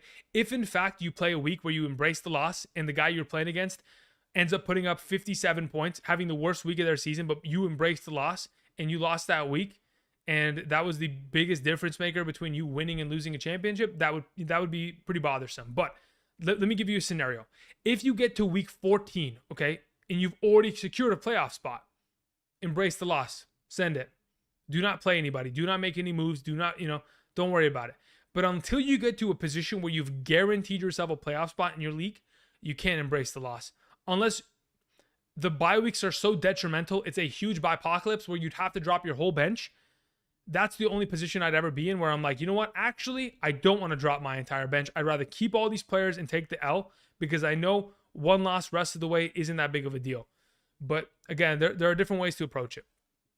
Would you do Walker and Herbert for Mixon? I have Dak. Walker and Herbert for Mixon. This is Justin Herbert and Kenneth Walker for Mixon. I'm okay with that. Look, here's the thing with this question, Antonio. I don't know if Dak's even going to be ready this week. I don't know if he's going to be ready the week after that. These are all problems. Start Boyd with Higgins out? Potentially, yes. What do you think about, what do I do with Kittle? Hold him, wait until he has a big week, and then potentially look to move him. A lot of these guys are wait and moves because, quite frankly, if it's me, I would have a hard time selling George Kittle after having 3 consecutive weeks of 3 points. You know what I mean? Like, that's the problem. Who would be a good 1-for-1 for T. Higgins? That's what I've been trying to figure out. Like, off the top of my head, if I'm looking for a running back that I'm trying to 1-for-1 right now, like, it is legitimately tough. There's no way anybody's giving you Mixon. There's no way anybody is giving you DeAndre Swift. I doubt anybody's giving you Jonathan Taylor. Najee Harris, someone could give you that, but am I happy about that? Not really. So at this point, the running back position is in shambles. So it's kind of tough to even approach that. Because at this point, like I'm even looking at some of these other players, right? Aaron Jones. At this current moment, his last 3 consecutive weeks has been 4.2, 13, and 9. If I can buy Aaron Jones for T. Higgins, I would do it immediately. Without a doubt in my mind. Because I know, based off the efficiency of Aaron Jones, the only thing that is missing from his scoreline is touchdowns. And we know he's eventually going to score said touchdowns. And once he does, he's back to being 17 points per week. And the Aaron Jones that we know. So at that point, yes, that's a guy that I want to go after. But it's tough. It's tough to sell some of these guys that don't have great weeks. That's the issue. Boyd, easy droppable before McKenzie. Yeah, I mean, I would probably say that that's the case. Only because we don't know what the Higgins, extent of his injury is. Drop Gibson for Walker? Yes, I would drop Gibson for Walker. Elijah Moore for Judy? Yes, I'll take Judy. Let's see here. Kittle has to block. Trent Williams is out. Yeah, I mean, you're not wrong. You're not wrong. He's a left tackle now. He's chip blocking the whole time. Alrighty, let's see here. What do we got? Okay, so we've been here for about an hour and a half. I'm probably going to call it in about 10 minutes here. I do appreciate you guys joining me today. I got to go ahead and immediately start working on my video for tomorrow. Get all those, statistics ready to go.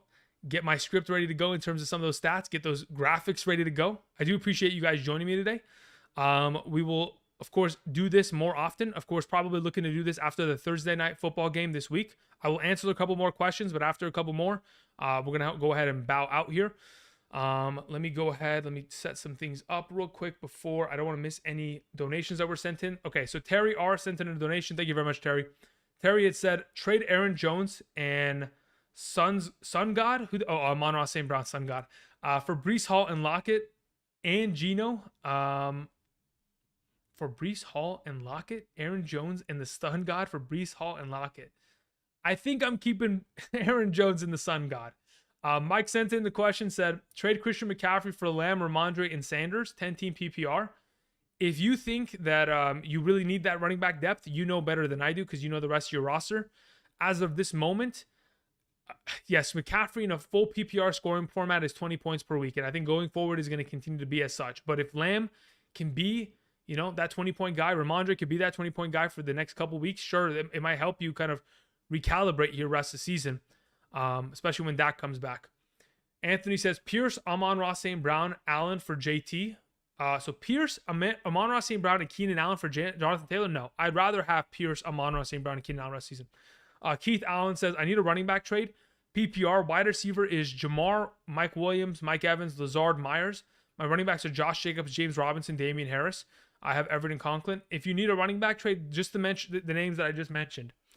Jonathan Taylor, Joe Mixon, Aaron Jones, Najee Harris. If you can go after, Najee Harris is a guy that you want to buy for the dirt cheap. Like, if you're going to trade Lazard for him, let's do it. But outside of that, I want the guys that have names that have proven that they are commodities. I will even go after Alvin Kamara at this point if people are down on him, and I will trade for him. So if you can go ahead and move potentially, at this point, you have Jamar, Mike Williams, and Mike Evans. I probably want to keep every single one of those three. If you can move Myers off this massive week and move him with another one of your running backs to potentially go get one of those guys, I'm okay with that. Thank you, Keith. Okay, a couple more questions in the chat, and then we're going to go ahead and bow out today. Is Kyler worth, what is Kyler worth? Oh, dude, a bag of peanuts at this point. Did you guys see what he was wearing? Did you guys see that outfit he was wearing? He looked like he was doing the pistachio commercials. You know what I'm talking about? The all green. Did you guys see that picture? What is it, Kyler Murray? Question. Kicker Boswell failed me this week. Who on the waiver is the best bet? Graham Gano for the New York Giants. Thank you, Tom. Appreciate it. All right, half PPR. I have Dalvin Cook, Mixon. I have Fournette. We have James Robinson. Dropping Rashad Penny. I have Cooper Kupp, Jalen Waddle, Chris Godwin, DK Metcalf. Who should I trade for someone I can trust? Okay, so if I'm looking at your team as a whole, okay, Dalvin Cook, Mixon, Fournette. I don't want to get rid of any of those guys. I think they're fantastic. Obviously, you got to get rid of Penny. You have Kupp, you have Waddle, you have Chris Godwin, you have Metcalf. Why would I want to get rid of any of those guys? Look, this is the thing. I'm looking at your team, and I'm thinking about it in terms of a 12-team league, and I'm thinking that is one of the best 12-team leagues I could possibly ask for. Now, if you're in a 10-team league, you may feel like you're underwhelming at times, but bro, that is a solid roster of players. And when, Tua is back, Godwin's at his full capacity. We've seen DK Metcalf and Cooper Kupp tear it up the last couple weeks. James Robinson's been able to get the job done, even as your fourth RB. I don't have a problem with this team, Roberto, at any capacity. Kyler needs D-Hop back. 100%, I agree. That would definitely lift his upside. Drop Carlson on the bye or drop Damian Harris for another kicker. Here's my suggestion. You ready, Lord? Perfect suggestion, okay? Because I have dealt with this scenario many times, and I had to learn the hard way like 10 years ago when I was very young in fantasy football. You are going to wait until Damian Harris is deemed out this week. Once Damian Harris is deemed out, you will move him to the injured reserve. This will most likely be done on Friday or Saturday once the injury report goes through. On Friday or Saturday, you will go ahead and then transition into the conversation of benching Daniel Carlson and picking up another kicker. Ramblin' Man says, bro, you skipped over me. Okay, let me go ahead and see where you were. Ramblin', where you at, my man? Okay, trade Hunt and Carr for Metcalf.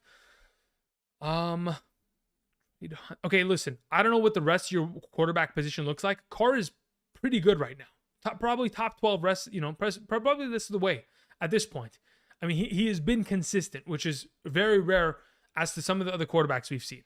But this all being said, if you have another quarterback on roster and Carr's your backup, and on top of it, you're in a position where you don't need Kareem Hunt because you have running back depth and you're really in search of a wide receiver, I'm perfectly fine going for Metcalf there.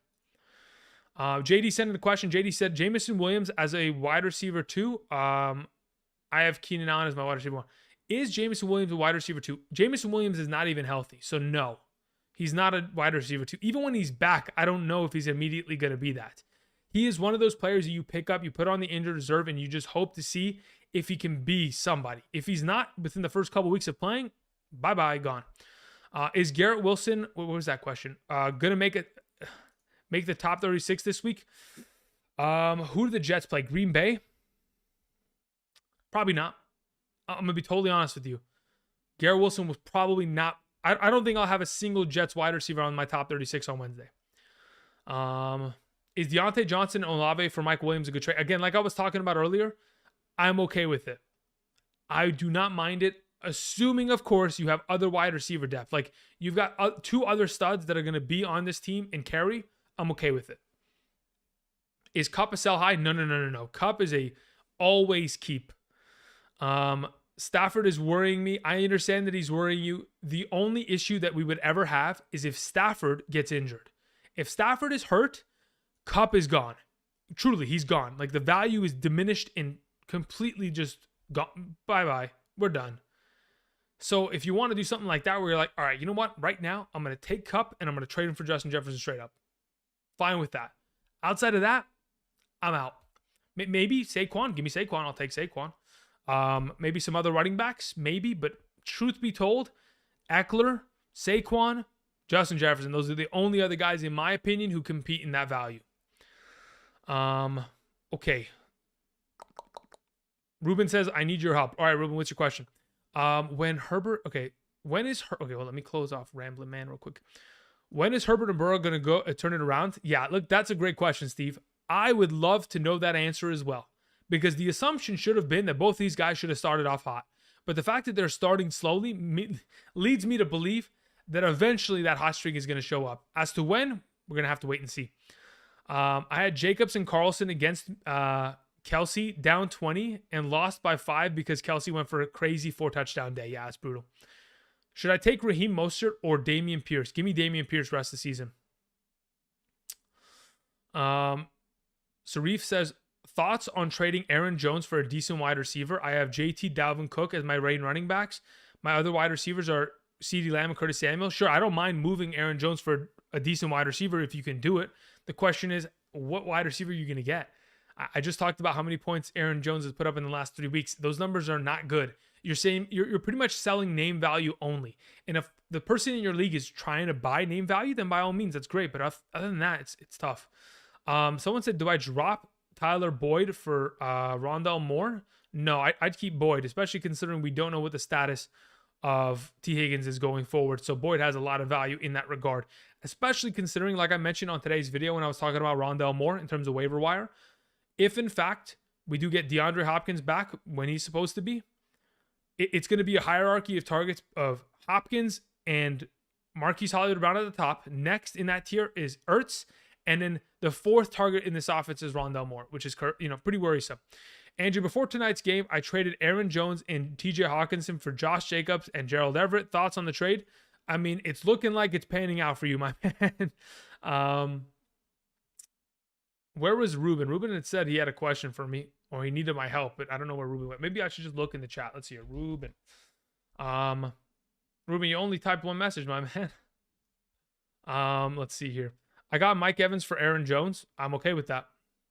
Would you try to trade Clyde and DJ Moore? Yes and yes.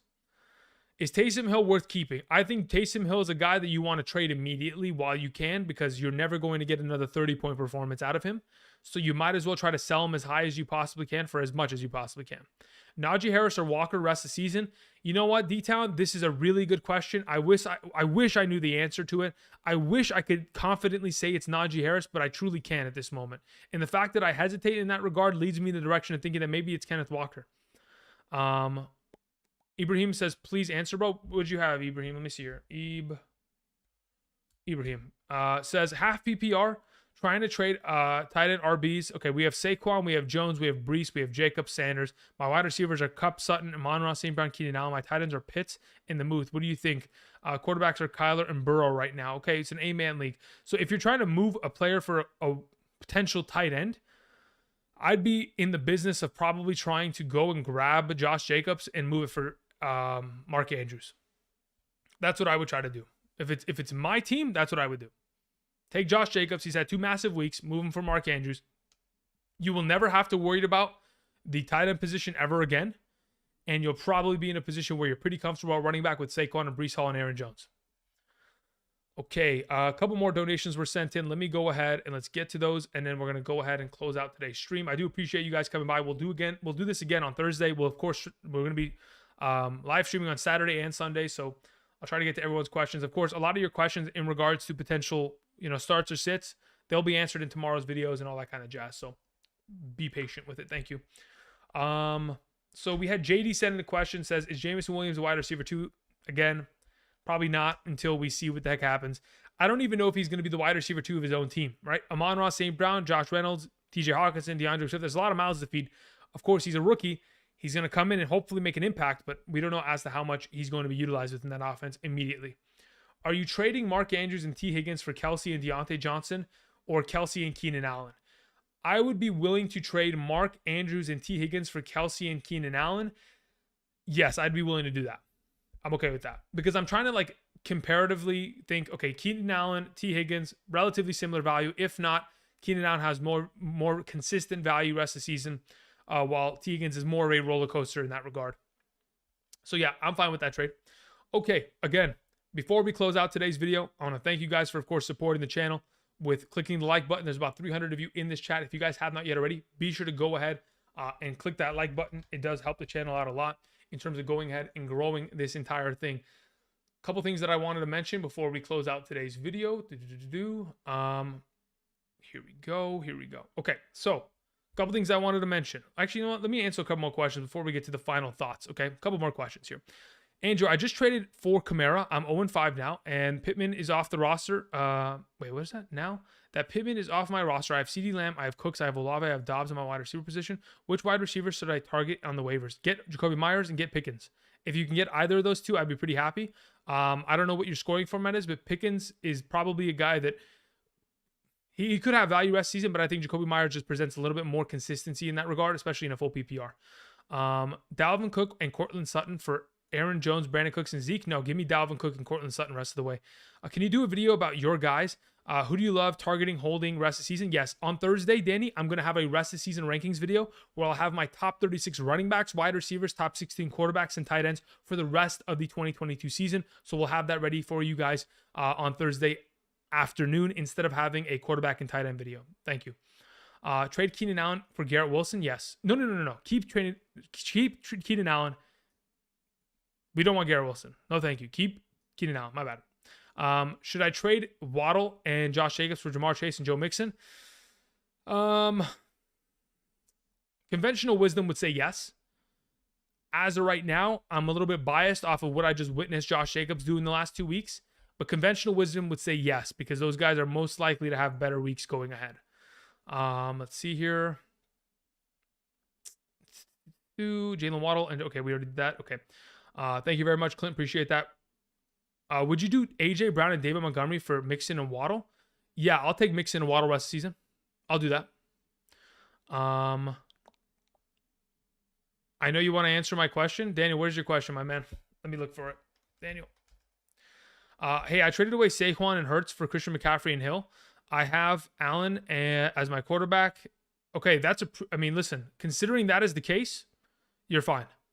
Because earlier when you sent in that question, Daniel, and I talked about it, I had no idea what the rest of your team looked like. In that scenario, I'm okay with it. But that being said, I think Saquon is going to be better than Christian McCaffrey rest of the way. But the fact that you get Hill, and hopefully a healthy Hill, with Tua coming back eventually, I don't know when that's going to be. I think this trade will eventually be pretty promising for your team going forward. JT plus Debo or Christian McCaffrey plus Hollywood?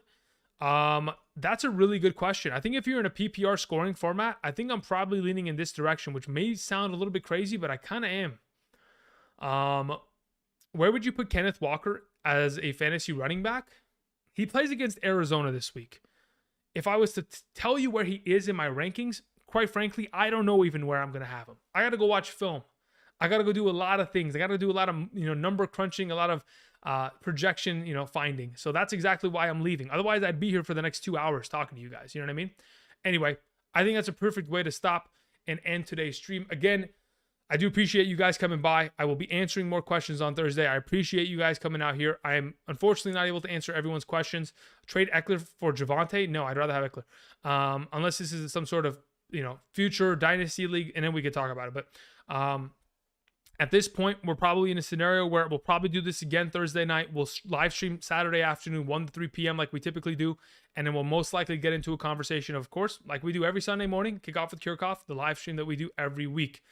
Should I trade Lockett for Jalen Waddle? I'm okay with that. What does it say? End it with me. Let's see here. Andrew, please tell us who to pick off waivers to replace injured running backs. Love the content. Please tell us who to pick up off of waivers to replace injured running backs. I mean, again, you want to pick up their handcuffs, right? That's the whole point. Okay, again, if I just keep answering, I'll be here all day. So I'm just going to stop letting the chat update itself. I do appreciate you guys coming out. Again, if you guys haven't checked out PrizePicks, do so today. When you sign up using promo code Andrew and make a first-time deposit, you'll be given a first-time deposit match up to $100. So if you deposit 10, you'll be given 10. You deposit 50, you'll be given 50, up to $100 for those of you who are interested. Again, if you're trying to make entries, put together some, overall, I would say slips in regards to picking more or less on a given statistic. For example, if we go ahead and pop this up on screen here, where the heck is this? Boom. If I venture to this website by the name of PrizePicks, let me go ahead and make this a little bit bigger. We'll just go ahead and center it here. Boom, perfect. Again, you can go ahead and talk about a lot of different statistics going into the given week. Again, there's a lot of players and there's a lot of given statistics. Earlier today, when I was talking about this, there was literally field goals, there were sacks, there was interceptions, there was defensive player tackles. There was a lot of statistics to go after and pick more or less on a given statistic. So if you guys are interested, trying to play more fantasy football and have daily fantasy at your fingertips, be sure to check out PrizePicks today. Thank you very much. All right, that's going to conclude today's episode. I appreciate you guys supporting the channel. I'm going to go ahead, cue the music again, and until next time, I'll see you guys. Peace.